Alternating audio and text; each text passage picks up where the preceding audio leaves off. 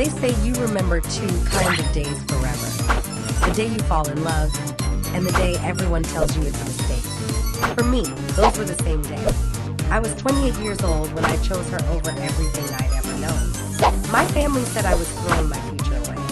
That love wouldn't pay the mortgage or build a land. That I'd wake up one day drowning in regret. They were wrong about the regret, but they were right about one thing. Everything was about to change, and there was no going back. Welcome to my Reddit diary, where every story reveals the unseen battles within families. Don't forget to subscribe and tell me in the comments where in the world are you watching from. I met Emma on a Tuesday. I remember because Tuesdays were the only nights I could make it to that community art class my coworker had dragged me to. I was terrible at painting, still am, but Emma was sitting 3 easels down from me, and when she laughed at something the instructor said, the whole room seemed lighter. She had paint on her cheek. Her jeans had a hole in the knee. Her canvas was this explosion of color that somehow made sense. And when she caught me staring, she didn't complain. She smiled. After class, I offered to buy her coffee. She said yes. We walked to a diner 2 blocks away because she said the coffee shop across the street was overpriced. $4 for coffee, she said, shaking her head. That's half an hour of work. I didn't know it then, but that sentence told me everything. Emma was a waitress at a breakfast place downtown and worked weekends at a bookstore. She was trying to build a portfolio as an illustrator, trying to make art mean something beyond a hobby. She lived in a studio apartment with a hot plate and a mattress on the floor, and more hope than anyone I'd ever met. We talked until the diner closed. Then we sat in my car for another hour. She told me about growing up in a town where nobody laughed, about saving every dollar to move to the city, about believing that if she just worked hard enough, long enough, something would break her way. She didn't see dollar signs as success. She saw freedom, creativity, a life with purpose. And I realized, sitting there with this woman I'd just met, that I'd been living someone else's idea of success my entire life. 3 months later, I knew I wanted to marry her. 6 months later, I knew my family would hate me. I come from the kind of family where success is measured in titles and zip codes. My father runs a consulting company. My mother sits on charity. My older brother, Marcus, is a lawyer at one of those firms with 3 last names. My sister, Vanessa, works in business strategy and wears shoes that cost more than Emma's monthly rent. Family dinners aren't meals. They're performance reviews. I brought Emma home on a Sunday. My mother had insisted on meeting the girl I'd been spending so much time with. I could see Emma's hands shaking as we pulled into the driveway. She'd borrowed a dress from the She'd asked me 3 times if she looked okay. I told her she looked perfect. I believed her. But I also knew my family would see that. Dinner was polite. That's the best word for it. Polite. My mother asked Emma about her education. Community college, Emma said. She had to work full-time. Couldn't afford a family. My father asked about her family. Working class, Emma explained. Her dad was a mechanic. Her mom was a house. Vanessa asked about her career plans. Emma talked about her art, her voice getting excited despite the tension. She wanted to illustrate children's books someday. My mother smiled at a child who said he wanted to be an astronaut. After dinner, my father poured himself a scotch in his study. He didn't have to ask me to follow him. I just knew. He stood by the window, looking out at the manicured lawn, the fountain my mother had built, the life they built through calculated decisions and strategic moves. He didn't look at me when he spoke. She's a nice girl, but nice doesn't build a future. Your cousin's fiancé is a doctor. Marcus married an architect. What does this girl bring to the table? I felt something crack open in my chest. Not anger, something colder. Clarity. She brings herself, Dad. Isn't that supposed to be enough? He turned red, looked at me the way he'd looked at me my whole life when I disappointed him. With this exhausted patience, this certainty that I'd eventually see reason. You're 28 years old. You're at an age where the decisions you make define the rest of your life. This girl, she's got heart. I can see that. But she's got nothing else. No connection. No stability. No path forward that doesn't involve marriage. I left that night with Emma sitting quiet in the passenger seat. She'd heard enough to know.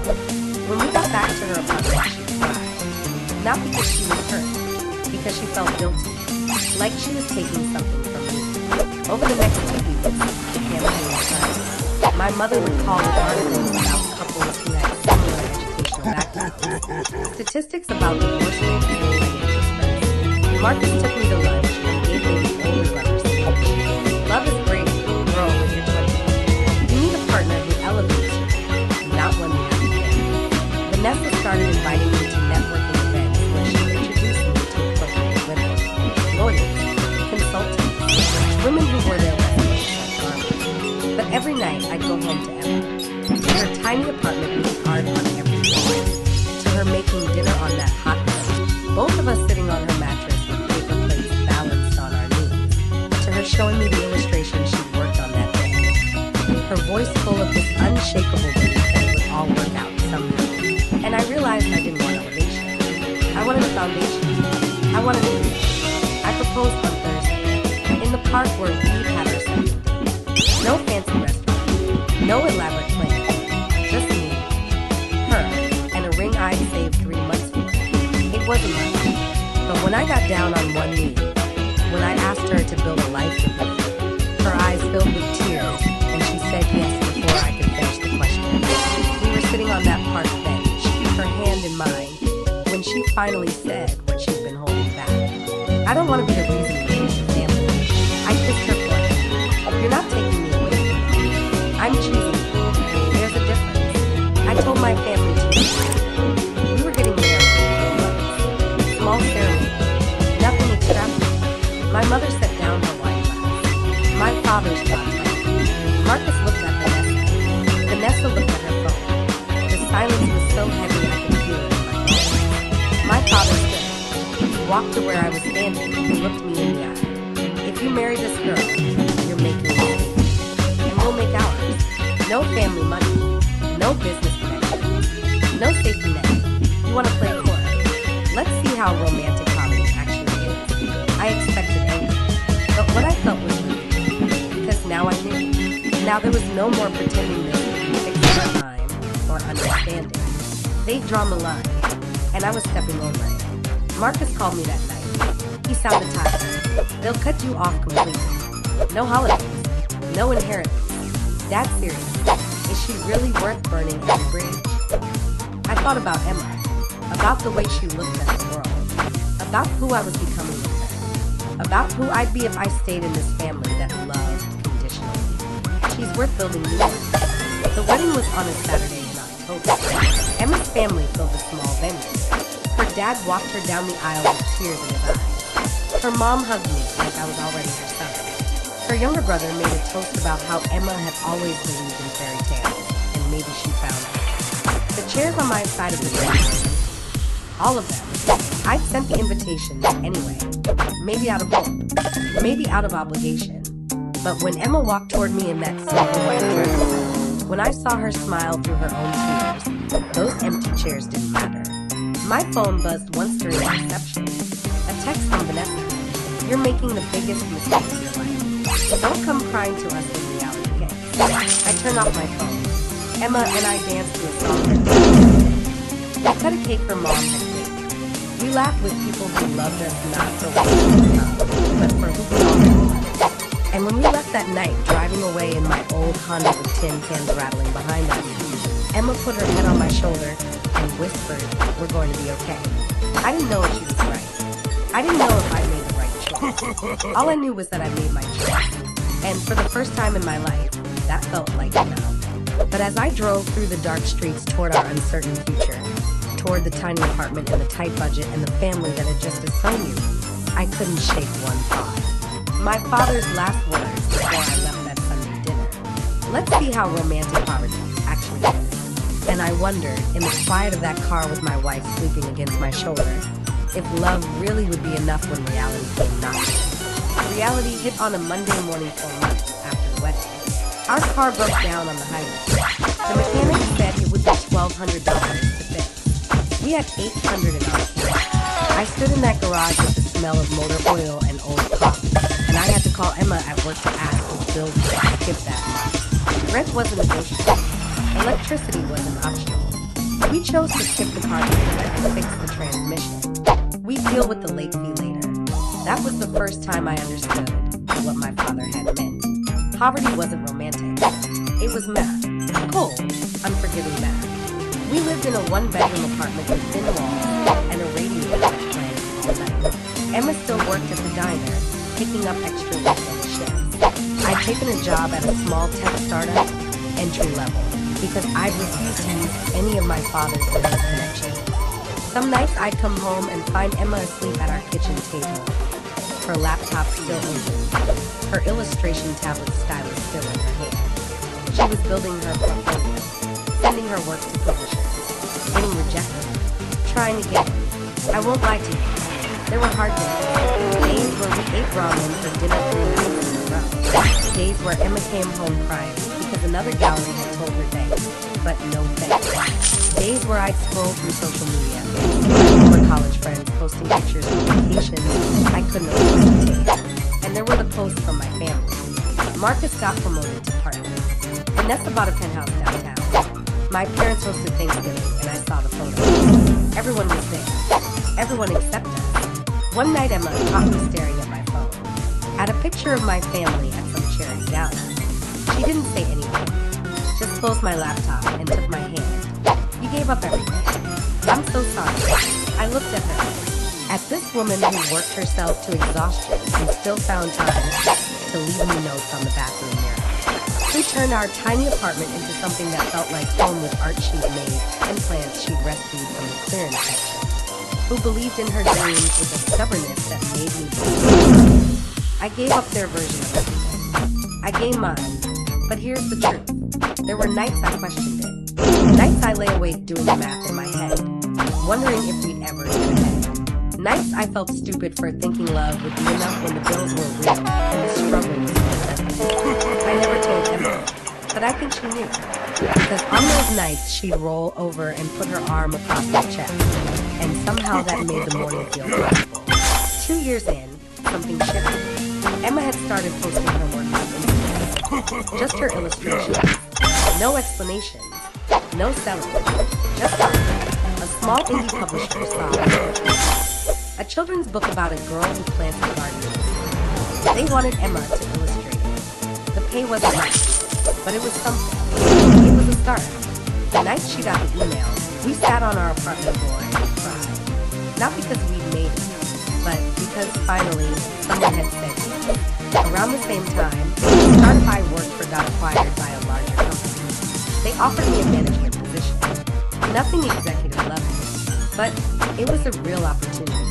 Something I'd earned with late nights and learning new skills and proving myself without a family name opening doors. For the first time since the wedding, we had a breathing. Not wealth, but stability. We could pay our bills on time. We could buy groceries without checking our account balance first. We could breathe. Our evening routine became this. I'd help Emma scan and edit her illustrations. She'd help me prep for presentations. We'd cook dinner together, going to work, stealing kisses by the stove. We'd become this unit, this team, and I realized that's what my family had never done. They'd measured partnership with resumes and earning potential, but real partnership was this. 2 people building something together, brick by brick, day by day.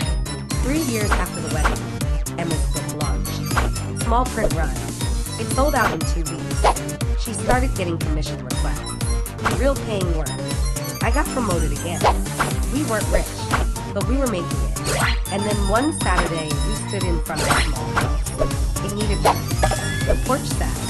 The paint was peeled, but it had good bones. And it was ours. The day we moved in, we sat on that sagging porch, paint stained and exhausted, and Emma looked at me with tears in her eyes. We did this. Nobody handed it to us. We actually built this.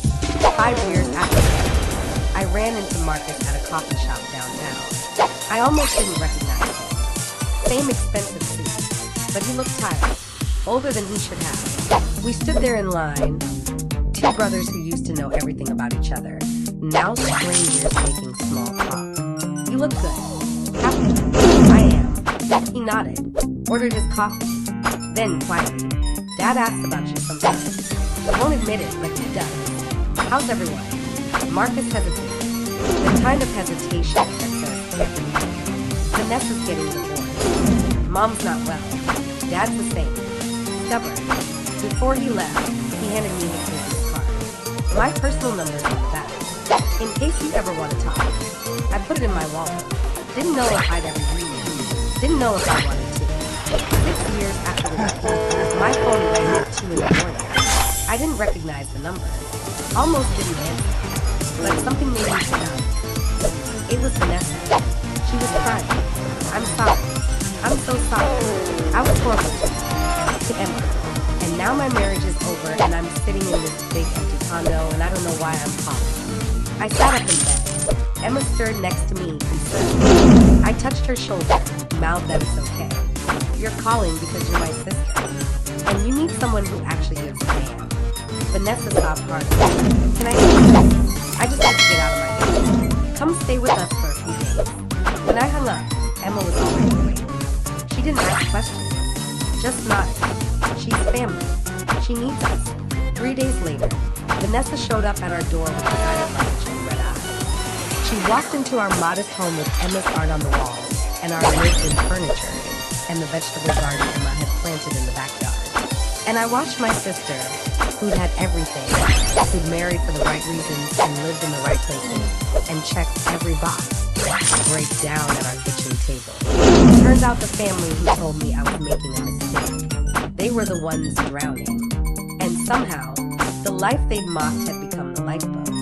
The question was, after 6 years of silence, after all the judgment and the ultimatums and the empty chairs at my wedding, could I throw the rope? Or was I still too angry? Vanessa stayed with us for 5 days. The first night, she barely spoke. Just sat at our kitchen table while Emma made dinner, watching us move around each other with the kind of ease that only comes from years of practice. Emma chopped vegetables. I set the table. We worked in silence, but it wasn't empty. It was full of understanding, full of history. Vanessa stared at our modest kitchen with Emma's paintings on the walls and the herbs growing on the windowsill, and I saw something crack in her face. This house has more life than my condo ever did. We ate together. Emma asked Vanessa about her work, her hobbies, not the performative questions our family specialized in. Real questions. The kind that said, I actually want to know you. And slowly, over pasta and cheap wine, Vanessa started talking. About her ex-husband who looked perfect. About the marriage that was all image and no substance. About coming home to a beautiful empty space and realizing she built a life that looked successful from the outside and felt hollow from within. You were right. And I've spent 6 years being too proud to admit it. She looked at me with tears streaming down. Every time I saw your post online, you two cooking together, hiking, laughing at something nobody else would understand, I was jealous because I had everything I was supposed to want. And I was miserable. 3 days into Vanessa's visit, my phone rang. Marcus, Mom had a heart attack. She was stable, but she was asking for all her strength. I hung up and looked at Emma. 6 years. 6 years of silence. 6 years of empty chairs and unanswered calls and holidays that passed without acknowledgement. And now they wanted to know. Emma took my hand. I'll go with you. Whatever you need. The hospital waiting room felt like stepping into a memory I tried to forget. Marcus was there, tie loosely, looking at me. Vanessa joined, and my father, he stood when we walked in. I saw Emma. I looked away. Then I looked back. Older. Smaller somehow. You came. She's my wife. Where else would I be? The doctor let us see Mom one at a time. When it was my turn, I walked into that sterile room and saw her. 2 monitors. My mother, who'd always seemed invincible, looked fragile. She reached for my hand. Tears in her eyes. I was wrong. I told myself I was protecting you. But I was protecting my own pride. My own image of what success should look like. She squeezed my hand tighter. I watched your brother work 80 hours a week for people who don't know his children's names. I watched your sister's marriage crumble because it was built on resume, not love. And I realized you were the only one brave enough to actually choose a life. Mom, I started. Cut me off. Is she good to you? Emma? She's the best thing that ever happened to me. She saved me from becoming someone I would have hated. My mother closed her eyes, smiled through her tears. Good. That's good. In the waiting room afterwards, my father finally spoke. He didn't look at me, just stared at his hands. Marcus' marriage is falling apart too. Did he tell you that? Works all the time. His kids barely know him. Vanessa's ex took most of her money in the divorce. Prenup had this. And your mother, she's been carrying this guilt for years. Wakes up at night thinking about you. He finally met my eyes. I told you you'd fail. I wanted you to fail, to prove I was right. But you didn't. You built something real. Something that doesn't need my money or my name to stay. Can you forgive a stubborn old man who cried? I thought about the empty chairs at my wedding, about the years of silence, about every time I'd needed family and they weren't there. And then I thought about Emma, about who I become because I'd chosen her, about the life she built. And I realized something. My anger was old, tired, and holding on to it was heavier than letting it go. I'm working on it. That was enough for now. If you're watching this and relating to any part of the story, hit that subscribe button. Because sometimes the most powerful stories are the ones that remind us we're not alone. More stories like this are coming, and I don't want you to miss them. 3 weeks later, my parents invited us for dinner. First time in 6 years. Emma was nervous. Kept asking if her dress was okay, if she should bring something, if they'd even want her there. I kissed her forehead. They invited you. They wanted in. The dinner was awkward at first. My mother kept glancing at me like she was trying to memorize it. My father asked me about work, actually listening to the answer. Then Mom asked Emma about her art. Really asked. I wanted to see her portfolio. Wanted to know about the books she'd illustrated. And when Emma pulled up the website on her phone, my mother studied each case with genuine interest. These are beautiful. You have a real gift. Emma's eyes filled with tears. Thank you. That means a lot. Marcus showed up late. Apologized. Said his firm was demanding. Then he said something that surprised. I'm thinking about leaving. Maybe starting something smaller. Something that actually matters. My father looked like he'd been struck. Vanessa nodded. I've been seeing a therapist, trying to figure out who I am outside of achievement. We sat there, this family that had fractured, all of us damaged in different ways, all of us trying to find our way back to something real. It wasn't perfect. It wasn't a magical thing, but it was a start. 1 year later, Emma and I hosted Thanksgiving at our house. We added a small addition, turned the spare room into a nursery. Emma was 7 months pregnant.